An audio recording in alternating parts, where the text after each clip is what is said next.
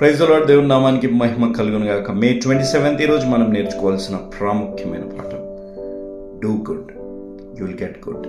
పైన వీడియో చూడు, చిన్న కార్టూనే, నక్క నేను కట్టి లేకపోతే నేను నిన్ను చంపేవాడిని అనే విధంగా మాట్లాడినప్పుడు ఆ చిన్న జంతువు అంటున్న మాట, నువ్వు ఇలానే ఉంటే నువ్వు చనిపోతావు కాబట్టి నేను నిన్ను విడిపిస్తాను. తిరిగి ఏమొచ్చింది? ఆ నక్క మంచి చేసిన దాన్ని చంపలేదు, అది ఎక్కడి నుంచి వెళ్ళిపోయింది. ఈరోజు నీ నా జీవితాల్లో మనం మంచి మర్చిపోయేవారు ఉన్నారు, మన చుట్టే ఉంటారు. మనం మంచి చేసిన ఏ కష్టకాలంలో ఎవ్వరు లేనప్పుడు మనం చేసిన మంచిని మర్చిపోయే వారి మధ్యలో మనం ఉంటాం. డబ్బులు ఇస్తే నేను రుణం తీర్చేసుకుంటానులే అని అనుకుంటారు.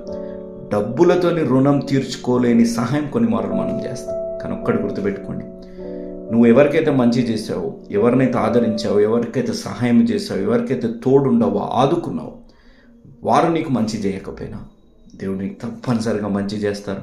నువ్వు చేసిన మంచి ఒకంతైతే రెండింతలుగా దేవుడు నేను ఆశీర్వదిస్తారు. ఆ విధంగా నేను ఆశీర్వదించునుగాక. ఎప్పుడైనా మంచి చేయడంలో వెనక కాడకండి, మంచి చేయండి. దేవుడు మిమ్మల్ని దీవించి ఆశీర్వదించునుగాక. ఆమేన్.